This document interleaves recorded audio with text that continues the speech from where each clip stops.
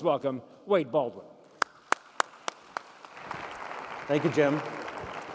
I too want to thank the organizers for this opportunity. It's great to come out here and speak to my peers in another province, so I appreciate the opportunity for that. And thank you all for sticking around. As Lee mentioned, I know it's late in the day and the traffic around this time of day in Toronto gets pretty nasty, so I appreciate you sticking around to listen to what we have to say.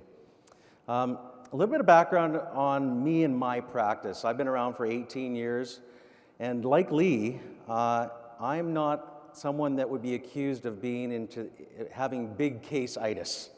I don't write a lot of big cases. I write my average premium that I would write mostly on life and critical illness insurance is my target markets. But the average premium that I might write is about $1,500 to $1,800 is my average premium. I just do a lot of them throughout the year, anywhere between 100 and 250 cases that I would do in a year. And I focus on the mom and pop family small business market. I have my clients, like I said, the family market, and I believe as Bob said at lunchtime, it is a very underserviced market. So I do certainly focus on that area, and it's done me well. So before I actually get into some of these ideas here, I just want to mention that, and it has been mentioned before and by John this morning, that if people won't buy what they don't understand. So keeping it very simple is very important, and that's exactly what I do. And a lot of the things that we're going to talk about here today are things that I did in my first few years. So I know there's some newer advisors here in the group that are in their first 3, 4, 5 years, and some of the practices that I put in place in those 3 or 4 or 5 years I'm going to talk about a little bit today. Those have built the habits throughout the years from those habits that I created back then have made me as successful as I have been in the business. So first one, the 3 checks, and some of you might have seen this before. I actually learned this from a friend of mine from Australia at MDRT. So for those of you that don't go to MDRT or haven't been before, MDRT is a great opportunity for you to network and get ideas from people all around the world, and I've made great friends in that organization. Of course, MDRT is coming up 2.5 weeks from now right here in Toronto, so I hope to see some of you there. The 3 checks was the concept that Ross Hultgren, my buddy from Australia, talked to me about, and you start out by saying to the clients a very quick needs analysis for somebody. I'm going to have you write 3 checks today, and I'm going to hold those checks in trust for you. In the event that something happened to you, I will pull those checks out. And I want you to make these 3 checks out this way. The first check that I want you to make out is for your final expenses. How much is it going to cost for a funeral? And you write that amount in, wait for them to tell you, 10, 20,000, whatever it might be. The next check is going to be to pay off all your debt and taxes. How much money is that going to be? And you write that check amount in. The third check is probably the most important check you'll ever write. And it's the last check you're ever going to write to your family. How much do you want that to be? And you shut up. Give them a couple seconds to figure that out. And then you might add in things like your income replacement. How much money do you think you'll need to replace your income? Those are the types of things. But that's a really humbling experience for those clients to say, how much would that last check be if this was the last check I'm ever going to write? So really quick, easy way, gets the point across and helps us determine a need. Number 2, mortality curve. Mortality curve, this is something I use with almost every single client, and it helps me to offset some of the objections to things like, well, I've got group insurance or I've got term insurance. This helps me get a higher premiums by selling more permanent insurance. And I start by putting one of these curves up here. It's a little bit more sharp than this actual diagram shows here, but this is where everybody dies. And I always mark age 100 at the top right there, and I put a big circle and it says, this is where everybody dies. And I mark off 2 ages that are important in the insurance industry, 65 and 75. 65 being when most group insurance policies expire. And I say to them, how often as a percentage do you think we ever have to pay out on group insurance? And they give me a guess. And I say, well, it's actually 2%. Only 2% of the time do we ever have to pay out on group life insurance. Why is that? Well, this is where everybody dies. Or they might have left their employer before their policy has ever been needed. 75 is the other significant age because that's when most the old term policies would expire. Of course, the new ones go longer than that, but most of the old ones will expire at age 75. What percentage of the time do we pay it on term insurance? Well, it's only 4% of the time. So you have a 96% chance of never collecting on that term insurance policy. We look at all the other the other permanent policies, and I've done my Insurance 101 at this point already, and I say, whether you have a whole life, a par policy, a universal life, if it's a permanent policy, what percentage of the time are we going to pay out on those? Of course, they're never going to expire, so it's essentially 100%. So that permanent insurance policy is there for when you die. The term and your group that you're depending on is only there if you die. So I use this with almost every client to get the point across why we need permanent insurance, that whole pennies on the dollar concept, buying an asset that's guaranteed to pay no matter what, because it's going to be there for when you die. Getting the premium commitment.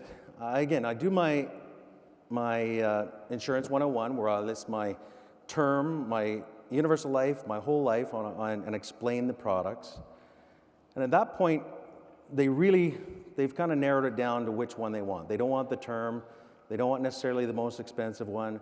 They've kind of got an idea. And in my case, I sell a lot of universal life. And so we've now determined a need. Say John needs $500,000, Susie needs $300,000 worth of insurance. And I say, just to get a baseline here, I know this is the policy that you want. So, John, if we got $500,000 of this, it's going to cost you $340 a month. Susie, for $300,000 of this, it's going to cost you what did it say? $360? So $140. So $500 a month. And I say, so that would be $500 a month if we did 100% of the good stuff. Would you be comfortable with that? And that's a really important question to ask people for this. I know what the answer is going to be. No, they're not comfortable with that. This is mom and pop in most cases.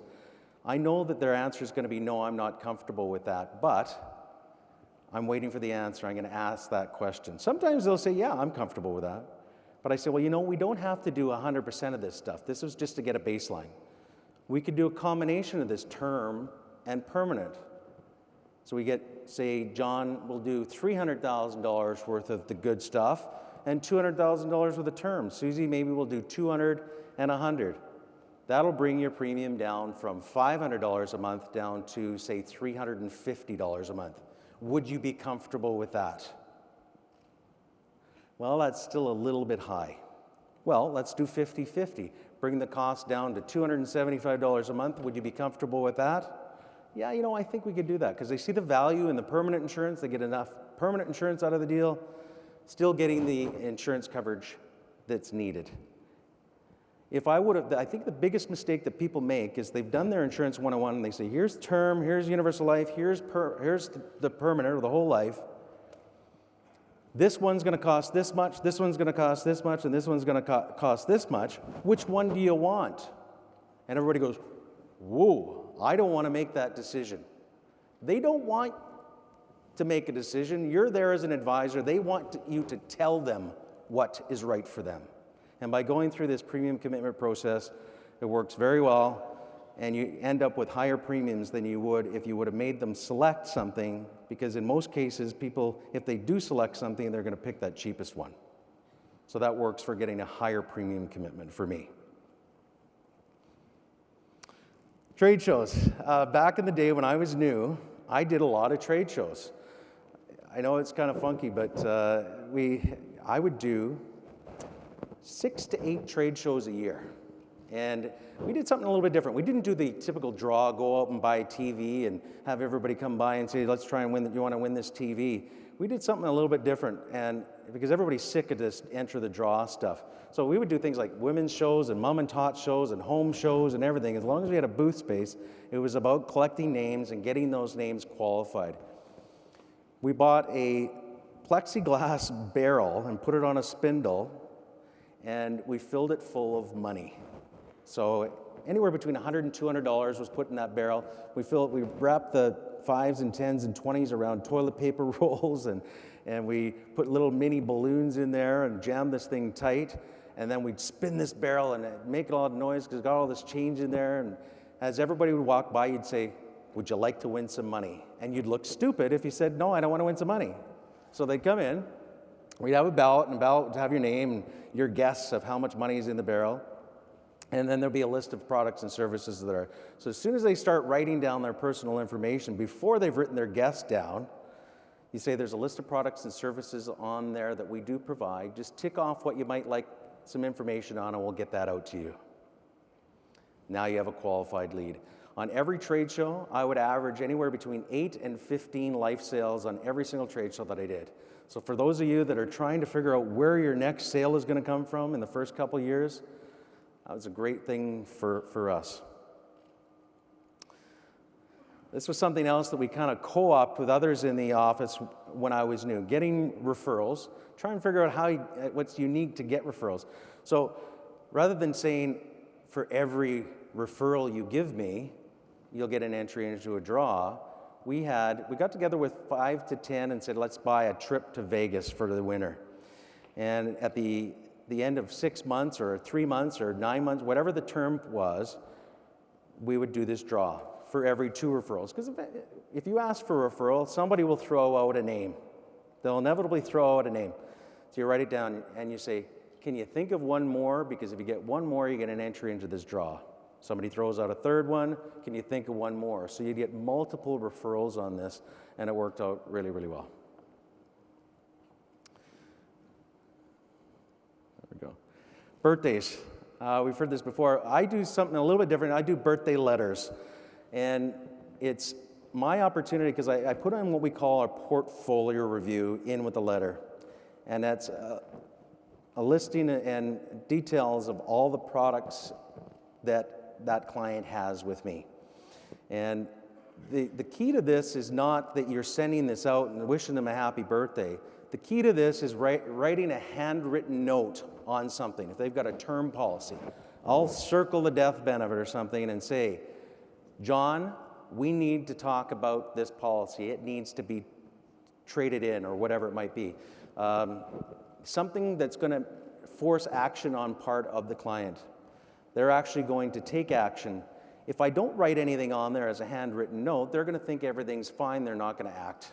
So writing a handwritten note makes people act, makes people give me a call, so we actually set up that appointment. And I will follow up those. If I've written a handwritten note, I'll follow those up just before the client's birthday, because I send these birthday letters out about 2 weeks before. So if I haven't heard from them, I will call them just before their birthday and say, remember I wrote that handwritten note on there. We need to get together to talk about this. Shared ownership CI. This is something that not many people are doing, but it is something that I've done a fair bit of over the last few years. And this is a concept that allows us to have ownership of 2 components of a critical illness policy split and shared between a business owner and the key person that you're wanting to keep around for a length of time. So policies owned and paid for, the base benefit, say $250,000 worth of critical illness insurance is owned and paid for by the company. The company is protected. If that key person goes down with a critical illness, they can bring in somebody to take care of their job while this person is getting treatment and recovery. They can help this employee out with the critical illness benefit if they choose to. It just covers off the cost. So there's an insurable interest there by the company for in the event that this person gets critical illness. But where it gets fun is we add on that return of premium on cancellation attachment.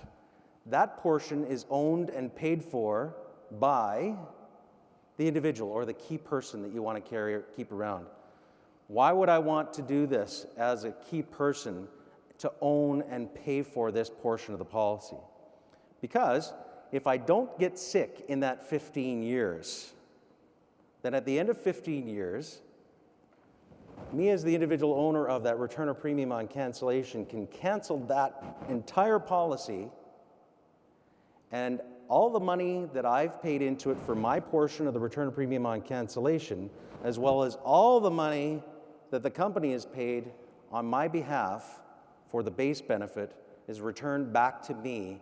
And at this point, under the current CRA rules, everything comes back to me as an individual, 100% tax-free.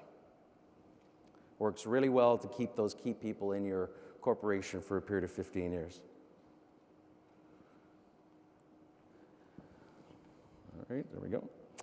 Everybody knows this one's creditor insurance first. I'm not going to go into it too much, but basically, for those of you that are newer in the business especially, mortgage insurance is a great way to market against with term insurance, because you can get 2 individual term insurance policies for, in most cases, less than what it would cost for a first-to-die declining death benefit, underwritten at death type policy. So really easy argument there. Time study. When I was newer, I was probably 6-8 months in the business, and I did a time study. I took a 2-week period, and for every 15 minutes, I wrote down what I did for that 15 minutes for 2 weeks straight. And at the end of 2 weeks, I went back and I wrote a dollar amount beside that activity. How much money did I make doing that activity? And how much enjoyment did I have doing that activity? Didn't enjoy it, didn't make any money? That's why I hire an assistant to do the jobs that I don't like to do and aren't making me any money. So there's the argument for hiring an assistant. Last but not least, Bob talked about this at lunchtime as well. Value of involvement in our industry associations. So I've been involved with Advocates now on the chapter board level, now on the national board level. And what it's brought to me as an individual, what it's brought to me as far as credibility with my clients is invaluable. I can't put a value on that. Same thing with MDRT. It's opened up my world to every other world in the financial services business, in other countries, in other companies, met amazing people. I would encourage all of you to get involved in your local organizations, your local chapters of advocates. Get involved in MDRT. Go to the meeting here in a couple weeks in Toronto. That's my 10 ideas. Thank you very much for your time, and thank you, the organizers.